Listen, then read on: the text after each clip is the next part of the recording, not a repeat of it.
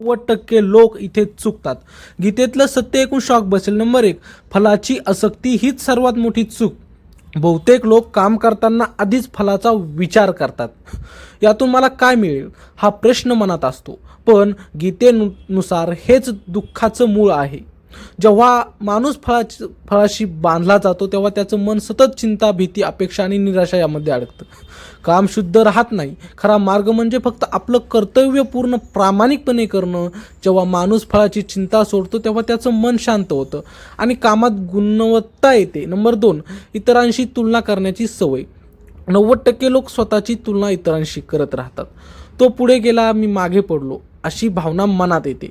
गीता सांगते की प्रत्येकाचा मार्ग वेगळा असतो. तुलना केल्याने आत्मविश्वास कमी होतो आणि मत्सर वाढतो. खरा विकास स्वतःच्या प्रगतीकडे पाहण्यात आहे. कालच्या स्वतःपेक्षा आज थोडं चांगलं होणं हाच खरा विजय आहे. नंबर 3, स्वतःच्या कर्तव्यापासून पळ काढणे. लोकांना सोपं वाटणारं काम करायचं असतं आणि कठीण कर्तव्य टाळायचं असतं. पण गीतेचं स्पष्ट सांगितलं आहे की स्वतःचं कर्तव्य जरी कठीण असलं तरी तेच श्रेष्ठ आहे. दुसऱ्याचं काम कितीही सोपं वाटलं तरी ते आपल्यासाठी योग्य नाही. कर्तव्य टाळणं म्हणजे स्वतःच्या जीवनाच्या मार्गापासून दूर जाणं. नंबर 4, मित्रांनो, मनावर नियंत्रण नसणे. बहुतेक लोकांचं मन सतत भटकत असतं, कधी भूतकाळात, कधी भविष्य काळात. गीतेनुसार मनावर नियंत्रण मिळवणं हीच खरी साधना आहे. ज्याचं मन स्थिर आहे तो कोणत्याही परिस्थितीत शांत राहतो. पण ज्याचं मन अस्थिर आहे तो छोट्या गोष्टींनीही अस्वस्थ होतो. म्हणून मनाला योग्य दिशेने वळवणं आवश्यक आहे. नंबर 5, अहंकारामुळे निर्णय चुकणे. अहंकार माणसाला अंध करतो. मीच बरोबर आहे हा विचार अनेक चुका घडवतो. गीता शिकवते की अहंकार सोडल्याशिवाय खऱ्या ज्ञानाची सुरुवात होत नाही. नम्रता आणि स्वीकार हीच खरी ताकद आहे. जेव्हा माणूस स्वतःच्या चुका मान्य करतो तेव्हा तो सुधारतो. भीतीमुळे कृती थांबवणे. लोकांना अपयशाची भीती असते. काय झालं तर या विचाराने ते सुरुवातच करत नाहीत. गीतेनुसार भीती ही मनाची निर्मिती आहे. ज्याने भीतीवर विजय मिळवला तोच पुढे जातो. कृती करणं हेच उत्तर आहे. कृती केल्याशिवाय यश मिळत नाही. नंबर 7, सुखात गर्व आणि दुःखात खचणे. 90% लोक सुख मिळालं की गर्व करतात आणि दुःख आलं की खचून जातात. पण गीता सांगते की दोन्ही गोष्टी तात्पुरत्या आहेत. जो माणूस सुख दुःखात समतोल ठेवतो तोच खरा स्थिर आहे. परिस्थिती बदलत राहते पण मन स्थिर ठेवणं हीच खरी कला आहे. नंबर 8, इंद्रियांच्या मागे धावणे. लोक सतत बाह्य सुखाच्या मागे धावत राहतात. पण गीतेनुसार हे सुख तात्पुरतं असतं आणि शेवटी दुःख देतं. खरा आनंद आतमध्ये असतो. जो माणूस इंद्रियावर नियंत्रण ठेवतो तोच शांत आणि समाधानी राहतो. नंबर 9, स्वतःवर विश्वास नसणे. अनेक लोक स्वतःच्या क्षमतेवर शंका घेतात. मी करू शकत नाही हा विचार त्यांना मागे ठेवतो. गीता सांगते की प्रत्येक माणसात अपार शक्ती आहे. फक्त त्यावर विश्वास ठेवणं गरजेचं आहे. आत्मविश्वास हेच यशाचं पहिलं पाऊल आहे. नंबर 10, मित्रांनो, आळस आणि टाळाटाळ. लोक काम पुढे ढकलतात, नंतर करू म्हणत वेळ वाया घालवतात. गीतेनुसार आळस हा प्रगतीचा सर्वात मोठा शत्रू आहे. जो माणूस वेळेचं महत्त्व समजतो तोच यशस्वी होतो. प्रत्येक क्षण उपयोगात आणणं गरजेचं आहे. नंबर 11, नकारात्मक विचारांमध्ये अडकणे. मनात सतत नकारात्मक विचार येत राहतात. यामुळे ऊर्जा कमी होते आणि आत्मविश्वास ढासळतो. गीता शिकवते की विचारांवर नियंत्रण ठेवणं आवश्यक आहे. सकारात्मक विचारांनीच जीवन बदलतं. नंबर 12, जीवनाचा खरा उद्देश विसरणे. 90% लोक फक्त पैसे, नाव आणि मानसन्मान यामागे धावत राहतात. पण गीता सांगते की जीवनाचा खरा उद्देश आत्मज्ञान आणि अंतर्मनाची शांती आहे.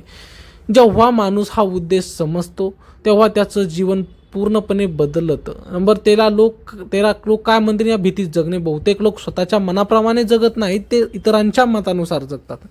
लोक काय म्हणतील हा एकच विचार त्यांना थांबवतो. गीता सांगते की जो माणूस इतरांच्या मताच्या बंधनात अडकतो तो कधी स्वतःचं खरं जीवन जगू शकत नाही. स्वतःच्या अंतरात्म्याचा आवाज ऐकणं हेच खरं धैर्य आहे.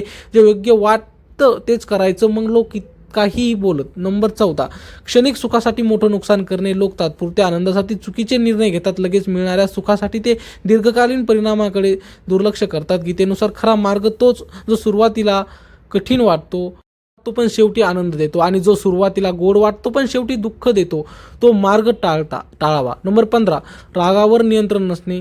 राग ही सर्वात धोकादायक भावना आहे. राग आल्यावर माणूस विचार न करता निर्णय घेतो आणि नंतर पश्चाताप करतो.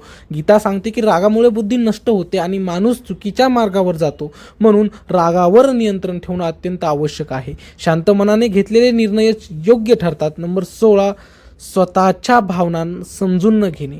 अनेक लोकांना स्वतःच्या भावनाच समजत नाहीत. ते का दुःखी आहेत, का रागावले आहेत हेच कळत नाही. गीतेनुसार आत्मपरीक्षण खूप महत्त्वाचं आहे. स्वतःला समजून घेतल्याशिवाय जीवनात स्पष्टता येत नाही. रोज थोडा वेळ स्वतःशी संवाद साधणं गरजेचं आहे. नंबर 17, वाईट संगतीचा प्रभाव कमी समजणे. लोकांना वाटतं की मी कोणासोबतही राहिलो तरी काही फरक पडत नाही, पण गीता स्पष्ट सांगते की संगती माणसाला घडवते आणि बिघडवते. चुकीच्या लोकांमध्ये राहिलं तर विचारसुद्धा तसेच होतात. म्हणून योग्य संगती निवडणं अत्यंत महत्त्वाचं आहे. नंबर 18, अपयशाला शेवट समजणे. बहुतेक लोक अनेकदा अपयश आलं की खचून जातात आणि प्रयत्न थांबवतात, पण गीता सांगते की अपयश हा शेवट नसतो, तो एक शिकवण असतो. प्रत्येक अपयश माणसाला मजबूत बनवतं. जो माणूस पुन्हा उठतो तोच खरा विजेता असतो. नंबर 19, अतिविचार करून कृती टाळणे. काही लोक इतका विचार करतात की ते कृतीच करत नाहीत. हे बरोबर का चूक का यातच वेळ जातो. गीतेनुसार विचार महत्त्वाचा आहे, पण कृती त्याहून महत्त्वाची आहे. योग्य वेळी कृती करणं हेच यशाचं रहस्य आहे. नंबर 20, स्वतःची किंमत इतरांकडून ठरवून घेणे. लोक स्वतःची किंमत इतरांच्या मतावर ठरवतात. कुणी कौतुक केलं तर आनंद, कुणी टीका केली तर दुःख. गीता सांगते की खरी किंमत स्वतःला माहीत असावी. जो स्वतःला ओळखतो त्याला बाहेरचं मत हलवू शकत नाही. नंबर 21, जीवनात शिस्त नसणे.